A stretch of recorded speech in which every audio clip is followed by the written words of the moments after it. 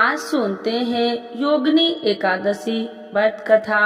तो एक बार बोलिए प्रेम से योगिनी एकादशी माता की जय, विष्णु भगवान की जय, लक्ष्मी माता की जय। योगिनी एकादशी का महत्व। हिंदू धर्म ग्रंथों में हर एकादशी का अपना अलग महत्व बताया गया है। इन्हीं अलग अलग विशेषताओं के कारण इनके नाम भी भिन्न भिन्न रखे गए हैं। प्रत्येक वर्ष में 24 एकादशियां होती है। मल मास की एकादशियों को मिलाकर इनकी संख्या 26 हो जाती है। इन्हीं एकादशियों में से एकादशी आषाढ़ मास के कृष्ण पक्ष की एकादशी जिसे योगिनी एकादशी कहते हैं। योगिनी एकादशी का उपवास रखने से समस्त पापों का नाश होता है तथा इस लोक में भोग और परलोक मुक्ति भी मिलती है। योगिनी एकादशी व्रत कथा। महाभारत काल की बात है कि एक बार धर्मराज युधिष्ठिर ने भगवान श्री कृष्ण से कहा, हे त्रिलोकीनाथ, मैंने ज्येष्ठ माह के शुक्ल पक्ष की निर्जला एकादशी की कथा सुनी। अब आप कृपा करके आषाढ़ मास के कृष्ण पक्ष की एकादशी की कथा सुनाइए।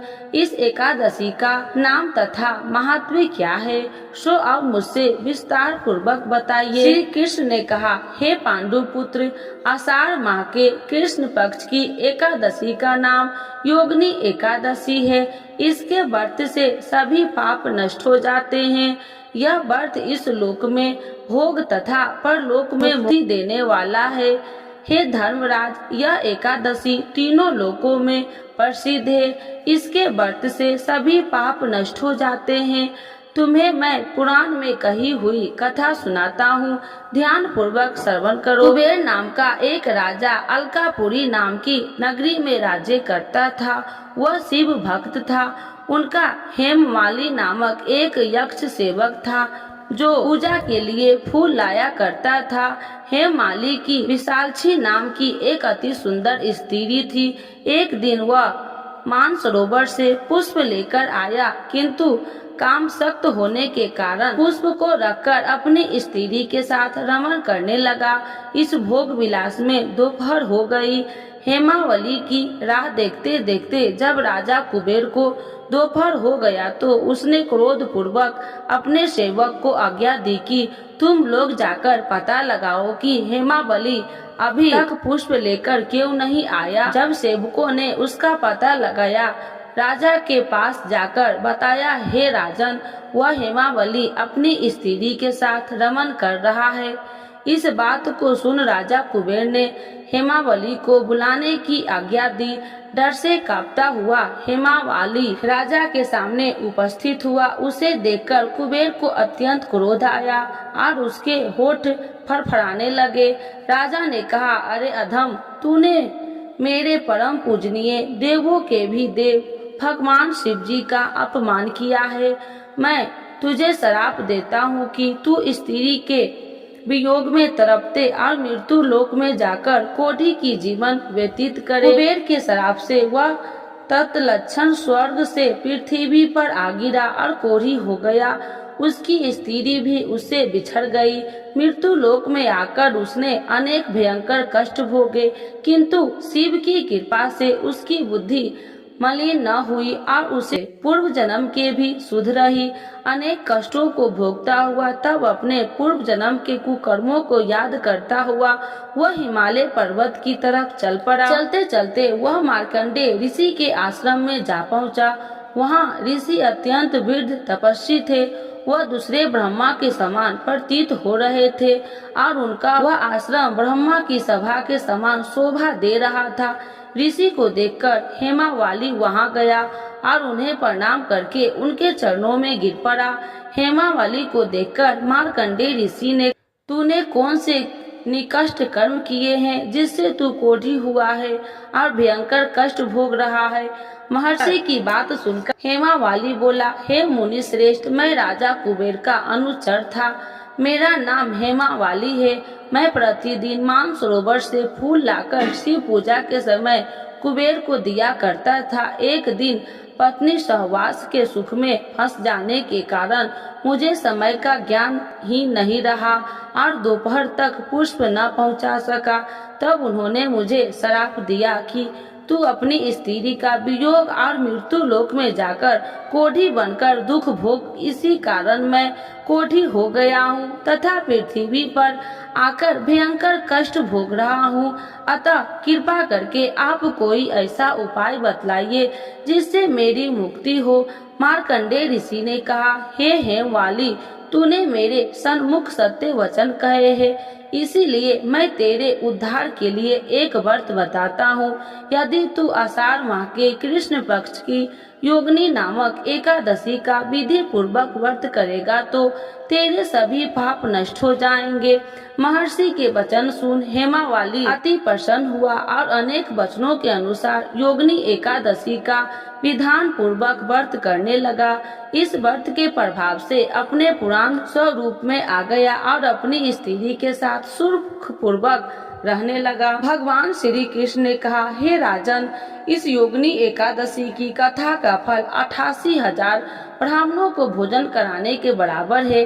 इसके व्रत से सभी पाप नष्ट हो जाते हैं और अंत में मोक्ष प्राप्त करके इस कथा की बिना अधूरी एकादशी की कथा। तो एक बार बोलिए प्रेम से योगिनी एकादशी माता की, प्रेम से तुलसी माता की जय, श्री कृष्ण भगवान की जय। एक बुढ़िया माई तुलसी जी को सींचती और कहती कि हे तुलसी माता, सत की दाता, मैं तेरा बिटला सींचती हूँ, मुझे बहू दे, पीताम्बर की धोती दे, मीठा मीठा घास दे, बैकुंठ में वास दे, चटक की चाल दे, पटक की मौत दे, चंदन का काठ दे, रानी सा साज दे, दाल भात का भोजन दे, एकादशी की मौत दे, कृष्ण जी का कंधा दे। जब तुलसी माता यह बात सुनकर सूखने लगी तो भगवान ने पूछा कि हे तुलसी, तुम क्यों सूख रही हो? तुलसी माता ने कहा कि एक बुढ़िया रोज आती है और यही बात कह के जाती है, मैं सब बात तो पूरा कर दूंगी, लेकिन कृष्ण का कंधा कहाँ से लाऊंगी? तो भगवान बोले, जब वो मरेगी तो मैं अपने आप कंधा दे आऊंगा, तू बुढ़िया माई से कह देना। जब बुढ़िया माई मर गई, सब लोग आ गए। जब माई को ले जाने लगे तो वह किसी से न उठी। तब भगवान एक 12 बरस के बालक का रूप धारण करके आए। बालक ने कहा, मैं कान में एक बात कहूँगा तो बुढ़िया माई उठ जाएगी। बालक ने कान में कहा, बुढ़िया माई मन की निकाल ले, पीताम्बर की धोती ले, मीठा मीठा ग्रास ले, बैकुंठ का वास ले, चटक की चाल ले, पटक की मौत ले, कृष्ण जी का कंधा ले। यह सुनकर बुढ़िया माई हल्की हो गई। भगवान ने कंधा दिया और बुढ़िया माई को मुक्ति मिल गई। हे तुलसी माता, जैसे बुढ़िया माई को मुक्ति दी वैसे सबको देना। तो एक बार बोलिए प्रेम से तुलसी माता की जय, श्री कृष्ण भगवान की जय। एकादशी के दिन यह कथा जरूर सुने। एक लपसी था, एक तपसी था। तपसी हमेशा भगवान की तपस्या में लीन रहता था। लपसी रोजाना 1.25 सेर की लापसी बनाकर भगवान का भोग लगाकर जीम लेता था। एक दिन दोनों लड़ने लगे। तपसी बोला, मैं रोज भगवान की तपस्या करता हूँ, इसीलिए मैं बड़ा हूँ। लपसी बोला, मैं रोज भगवान को 1.25 सेर लपसी का भोग लगाता हूँ, इसीलिए मैं बड़ा हूँ। नारद जी वहाँ से गुजर रहे थे। दोनों को लड़ता देखकर उनसे पूछा कि तुम क्यों लड़ रहे हो? तपसी ने खुद के बड़ा होने के कारण बताया और लपसी ने अपना कारण बताया। नारद जी बोले, तुम्हारा फैसला मैं कर दूंगा।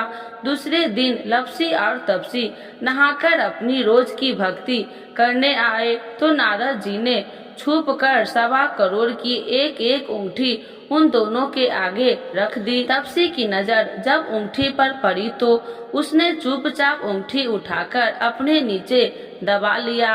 लपसी की नजर ऊँठी पर पड़ी लेकिन उसने ध्यान नहीं दिया। भगवान का भोग लगाकर लपसी खाने लगा। नारद जी सामने आए तो दोनों ने पूछा कि कौन बड़ा है, तो नारद जी ने तपसी से खड़ा होने को कहा। वो खड़ा हुआ तो उसने नीचे दबी अंगूठी दिखाई पड़ी। नारद जी ने तपसी से कहा, तपस्या करने के बाद भी तुम्हारी चोरी करने की आदत नहीं गई, इसीलिए लपसी बड़ा है और तुम्हें तुम्हारी तपस्या का कोई फल भी नहीं मिलेगा।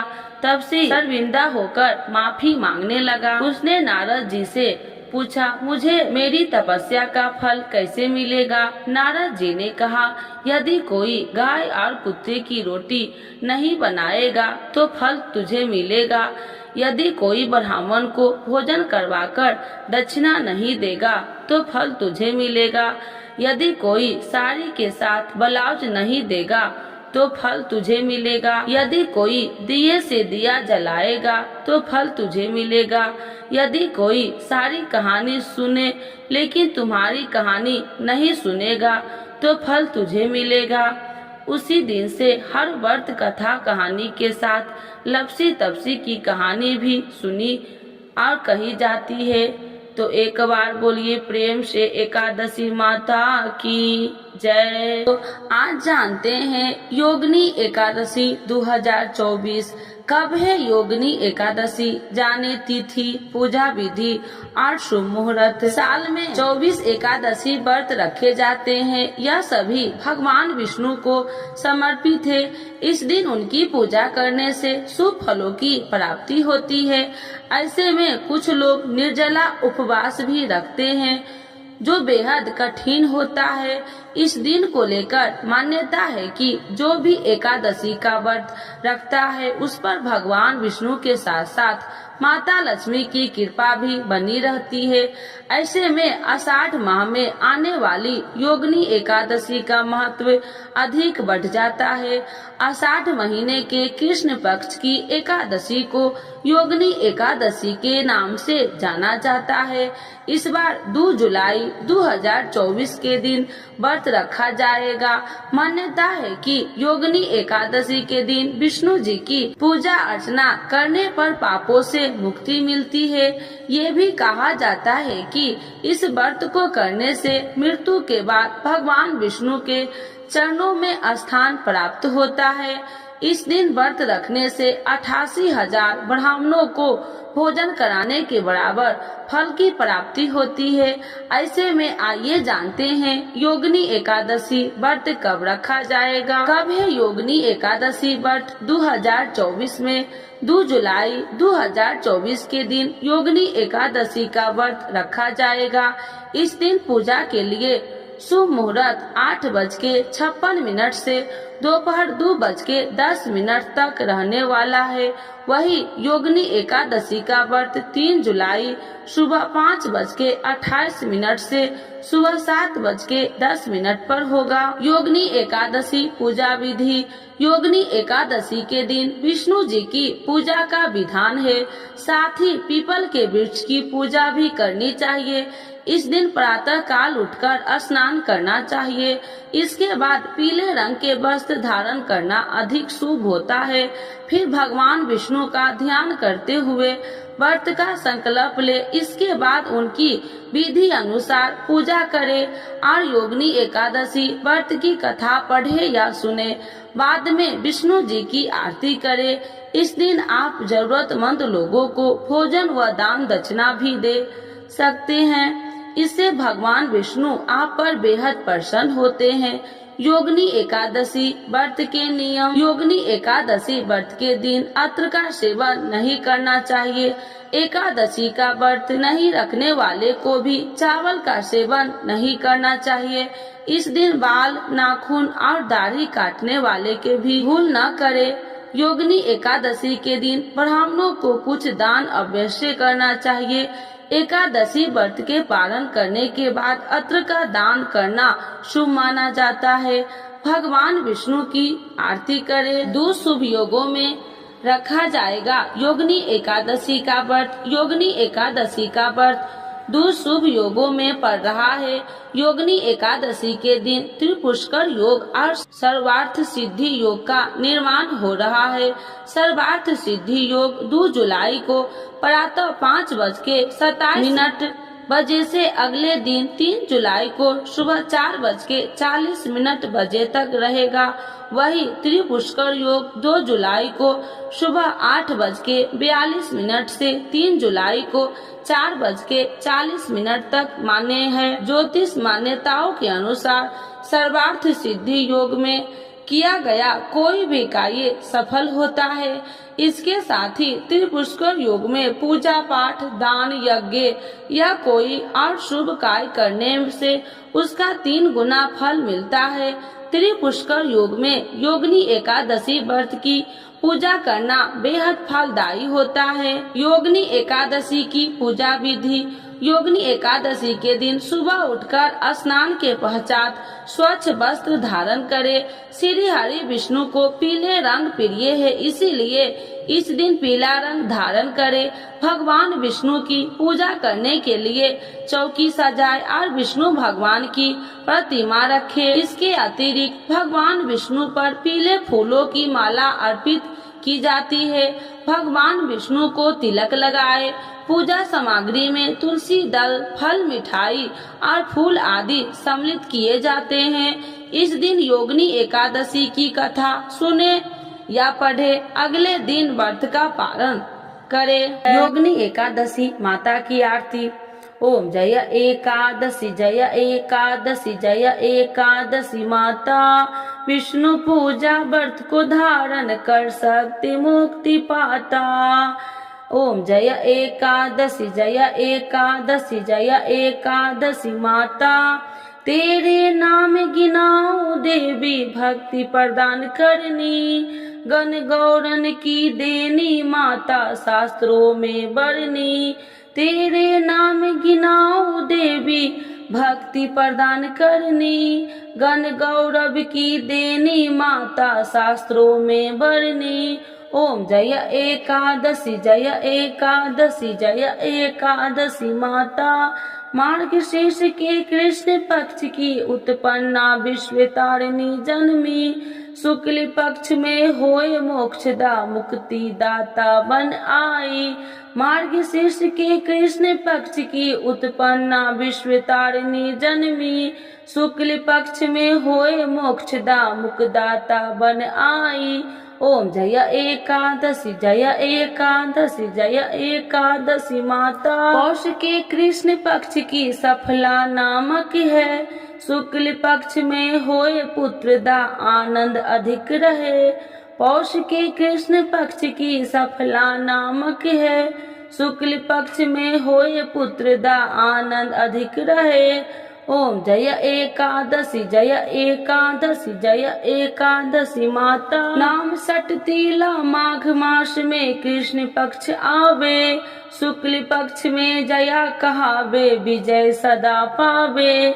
नाम सटतीला माघ मास में कृष्ण पक्ष आवे, शुक्ल पक्ष में जया कहावे विजय सदा पावे। ओम जय एकादशी जय एकादशी जय एकादशी माता, विजया फाल्गुन कृष्ण पक्ष में शुक्ला आम्ल की, पाप मोचनी कृष्ण पक्ष में चैत्र महाबली की। विजया फाल्गुन कृष्ण पक्ष में शुक्ला आम्ल की, पाप मोचनी कृष्ण पक्ष में चैत्र महाबली की। ओम जय एकादशी जय एकादशी जय एकादशी माता, चैत्र शुक्ल में नाम कामदा धन देने वाली, नाम बरुथनी कृष्ण पक्ष में वैशाख माह वाली। चैत्र शुक्ल में नाम कामदा धन देने वाली, नाम बरुथनी कृष्ण पक्ष में वैशाख माह वाली। ओम जय एकादशी जय एकादशी जय एकादशी माता, योगिनी नाम आषाढ़ मास में जाने कृष्ण पक्ष करनी, देव सयनी नाम कहावे शुक्ल पक्ष धरनी।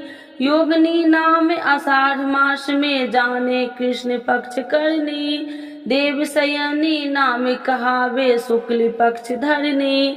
ओम जय एकादशी जय एकादशी जय एकादशी माता।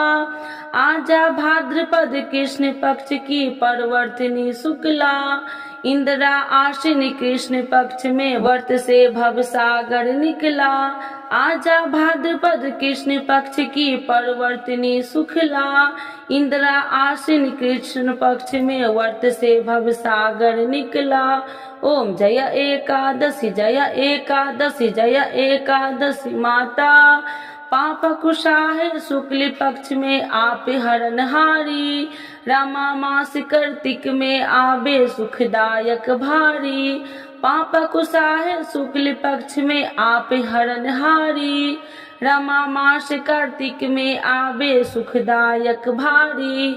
ओम जय एकादशी जय एकादशी जय एकादशी माता। देव उठानी शुक्ल पक्ष की दुख नाशक मैया, पावन मास में करूं विनती पार करो नैया। देव उठानी शुक्ल पक्ष की दुख नाशक मैया, पावन मास में करूं विनती पार करो नैया। ओम जय एकादशी जय एकादशी जय एकादशी माता। परमा कृष्ण पक्ष में होती जन मंगल करनी, शुक्ल पक्ष में होए पर्दनी दुख दरिद्र हरनी। परमा कृष्ण पक्ष में होती जन मंगल करनी, शुक्ल मास में होए पर्दनी दुख दरिद्र हरनी। ओम जय एकादशी जय एकादशी जय एकादशी माता। जो कोई आरती एकादशी की भक्ति सहित गावे, जन गुरुदास स्वर का वास निश्चय वह पावे। जो कोई आरती एकादशी की भक्ति सहित गावे, जन गुरुदास स्वर का वास निश्चय वह पावे। ओम जय एकादशी जय एकादशी जय एकादशी माता। विष्णु पूजा व्रत को धारण कर शक्ति मुक्ति पाता, शक्ति मुक्ति पाता। तो एक बार बोलिए प्रेम से एकादशी माता की जय, विष्णु भगवान की जय, लक्ष्मी माता की जय।